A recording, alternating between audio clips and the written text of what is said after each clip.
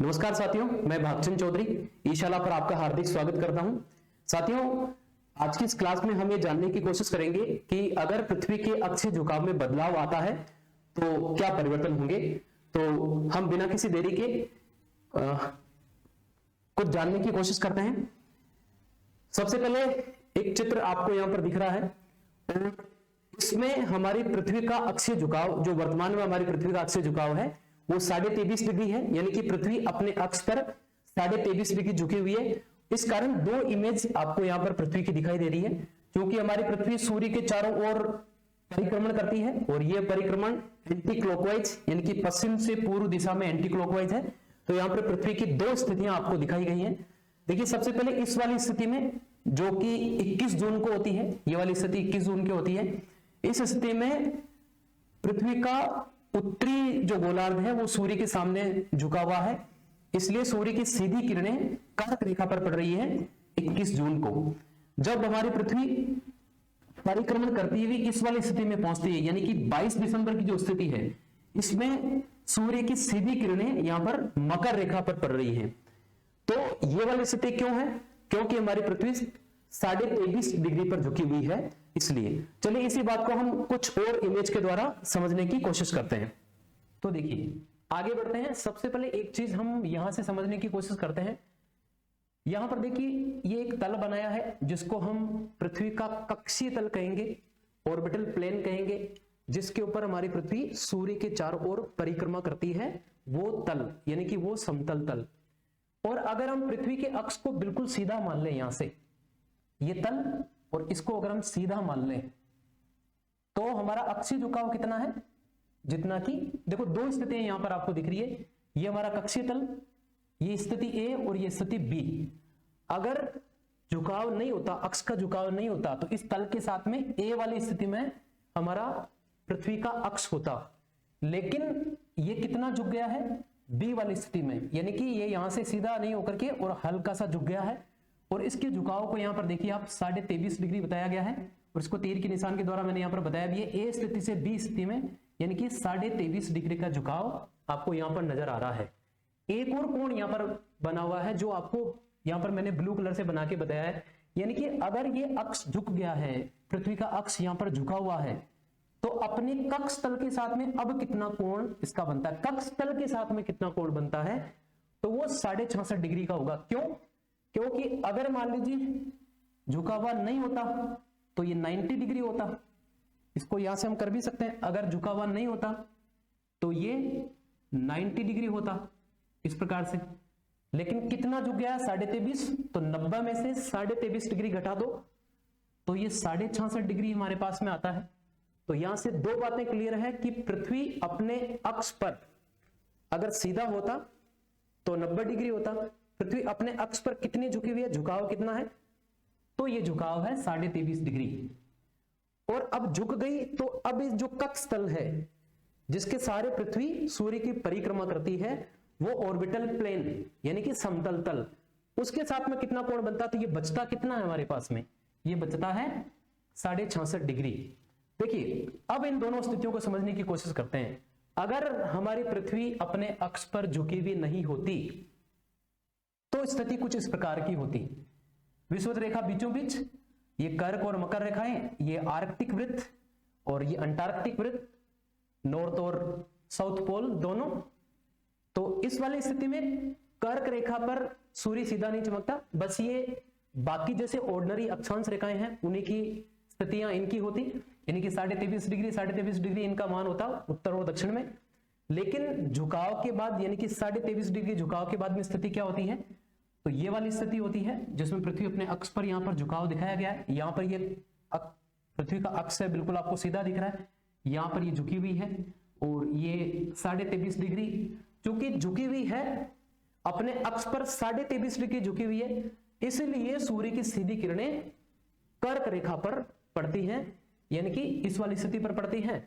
और जब दक्षिणी गोलार्ध की बारी आती है तो दक्षिणी गोलार्ध में 23.5 डिग्री तक पड़ती है, इसलिए उत्तर में जो 23.5 डिग्री की रेखा है उसका नाम कर्क रेखा, और दक्षिण में दक्षिणी गोलार्ध में जो 23.5 डिग्री अक्षांश रेखा है उसका नाम मकर रेखा यहां पर पड़ा है।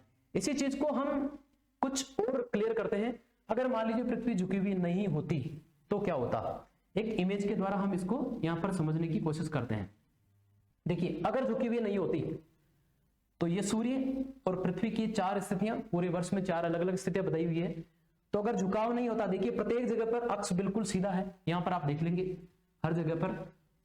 तो चारों स्थितियों में यानी कि वर्ष भर सूर्य की सीधी किरणें कहां पड़ती, देखिए यहां पर 0 डिग्री पर, यहां पर भी 0 डिग्री पर, यहां पर भी 0 डिग्री पर और यहां पर भी 0 डिग्री पर।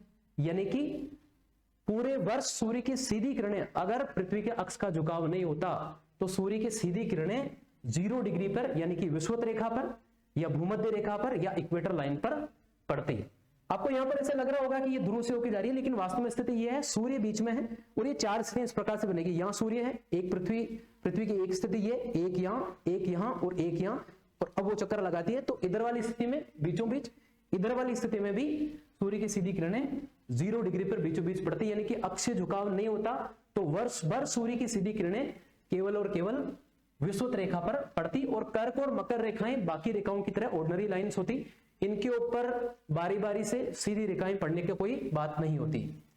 चलिए दूसरी स्थिति समझते हैं कि जब पृथ्वी के अक्ष का झुकाव है तब स्थिति क्या है। तो पृथ्वी के अक्ष के झुकाव होने की स्थिति में यह है कि इस वाली स्थिति में आप देखेंगे तो इस वाली स्थिति में आपको यूं दिखेगा, पृथ्वी के अक्ष का झुकाव यानी कि अभी सूर्य के सामने, सूर्य के सम्मुख उत्तरी गोलार्ध है, तो सूर्य की सीधी किरणें कर्क रेखा पर पड़ रही है और मकर रेखा पर यहां पर ये तिरछी किरणें पड़ेंगी। और इस वाली स्थिति में अगर आप आ जाओ 22 दिसंबर की स्थिति में, तो सूर्य की सीधी किरणें मकर रेखा पर पड़ रही हैं और अब तिरछी किरणें कर्क रेखा पर पड़ती है, यानी कि बारी बारी से नंबर आता है। और एक खास बात यह भी है कि हमारी पृथ्वी का अक्ष का जो झुकाव है वो हमेशा एक ही तरफ रहता है। यहां पर भी आप देखेंगे, यहां देखेंगे तो भी एक तरफ है, इधर देखेंगे तो भी, और यहां वाली स्थिति में भी देखेंगे। और बाकी जो 2 स्थितियां अगर आपको दिखती हैं तो उसमें पृथ्वी की, सूर्य की सीधी किरणें बीचों बीच यानी कि 21 मार्च को और 23 सितंबर को भूमध्य रेखा पर पड़ती हैं। चलिए अब देखते हैं, एक स्थिति बदलते हैं और इसको समझने का प्रयास करते हैं कि पृथ्वी का अक्षीय झुकाव 23.5 डिग्री है, इसलिए सूर्य की सीधी किरणें अधिकतम 23.5 डिग्री तक, यानी कि उत्तरी गोलार्ध में भी 23.5 डिग्री और दक्षिणी गोलार्ध में भी 23.5 डिग्री तक पड़ती हैं।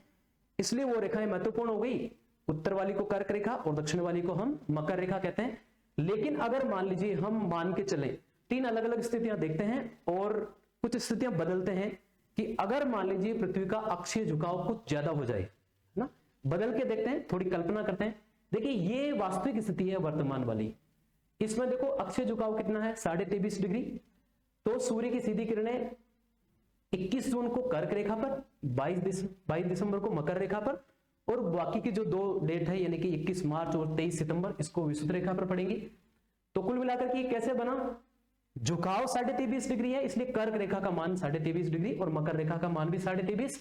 और अगर इस 23.5 को अगर आप 90 डिग्री में से माइनस कर दो, ठीक है, जैसे अगर मान लीजिए आप ये 90 डिग्री 90.00 कर दें और आप यहां पर 23.5 डिग्री यानी कि 23 डिग्री और 30 मिनट, क्योंकि डिग्री को हम पुनः 60 भाग में बांटते हैं, अगर आप इसको घटाओगे तो इसका मान जो है वो कितना आएगा 66 डिग्री और 30 मिनट।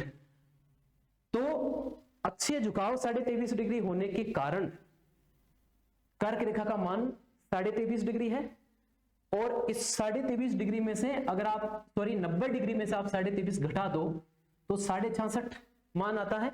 इसलिए आर्कटिक रेखा का और अंटार्कटिक रेखा का, या इनको आर्कटिक वृत्त और अंटार्कटिक वृत्त भी हम कह सकते हैं, इनका मान 66.5 डिग्री पड़ा है। अगली स्थिति देखते हैं, अगर अक्षीय झुकाव बढ़ करके मान लीजिए कल को पृथ्वी कहे कि नहीं भाई 23.5 तो बहुत हो गया, अब मैं 30 डिग्री पर इसका झुकाव हो जाए, तो स्थिति क्या होगी, इसका झुकाव 30 डिग्री होने पर जो कर्क रेखा है, ठीक है, यानी कि अब सूर्य की सीधी किरणें 23.5 के बजाय 30 डिग्री पर पड़ेगी, क्योंकि पृथ्वी के अक्ष का झुकाव कितना हो गया है 30 डिग्री, तो 30 डिग्री तक सीधी पड़ेगी। इसलिए उत्तरी गोलार्ध में कर्क रेखा का मान कितना हो जाएगा 30 डिग्री, दक्षिणी गोलार्ध में मकर रेखा का मान कितना हो जाएगा 30 डिग्री, रेस्पेक्टिवली अपने अपने गोलार्ध के हिसाब से 30 डिग्री नॉर्थ और 30 डिग्री साउथ हो जाएगा। और आर्कटिक और अंटार्कटिक रेखा, क्योंकि यहाँ पे आर्कटिक महासागर है, यहाँ अंटार्कटिक महाद्वीप है, इसलिए इन रेखाओं का नाम पड़ा है। इसको हम उत्तरी ध्रुवीय वृत्त भी कहते हैं, इसको दक्षिणी ध्रुवीय वृत्त भी कहते हैं। और यहां पर हम क्या करेंगे, जैसे वहां पर हमने किया, अगर झुकाव 90 डिग्री हो गया तो अब हम झुकाव अगर 30 डिग्री हो गया है तो हम अब 90 डिग्री में से 30 डिग्री को घटा देंगे तो कितना आएगा हमारे पास में 60 डिग्री। यानी कि कर्क रेखा का मान 30 डिग्री नॉर्थ, मकर रेखा का मान 30 डिग्री साउथ और अंटार्कटिक रेखा और आर्कटिक रेखा का मान 60 डिग्री हो जाएगा, जो 90 में से 30 घटाने पर हमें प्राप्त हुआ है, क्योंकि अक्षीय झुकाव अब 30 डिग्री हो गया है। एक अगली स्थिति देखते हैं और इसमें हम अक्षीय झुकाव को कितना कर देते हैं 40 डिग्री। अब इस वाली स्थिति में क्या हो जाएगा, तो अब सूर्य की सीधी किरणें 40 डिग्री उत्तरी गोलार्ध में 40 डिग्री उत्तर तक और दक्षिणी गोलार्ध में 40 डिग्री दक्षिणी अक्षांश तक पड़ने वाली हैं। इसलिए कर्क रेखा का मान अब कितना हो जाएगा, यहां से कर्क रेखा का मान हो जाएगा 40 डिग्री उत्तर उत्तरी गोलार्ध में और मकर रेखा का मान हो जाएगा 40 डिग्री दक्षिण, ठीक है, अपने गोलार्ध में। और आर्कटिक और अंटार्कटिक का तो फिर आप क्या कर लीजिए 90 डिग्री में से आप 40 डिग्री को घटाना है, यहां पर 40 डिग्री को अगर इसको घटाएंगे तो ये तो 0 आएगा, ये 0, 9 में से 4 गए तो 5 यानी कि 50 डिग्री। और इसलिए आर्कटिक रेखा का मान अगर अक्षीय झुकाव 40 डिग्री हो जाए तो आर्कटिक रेखा का मान 50 डिग्री नॉर्थ और अंटार्कटिक रेखा का मान अंटार्कटिक रेखा का मान 50 डिग्री साउथ हो जाएगा।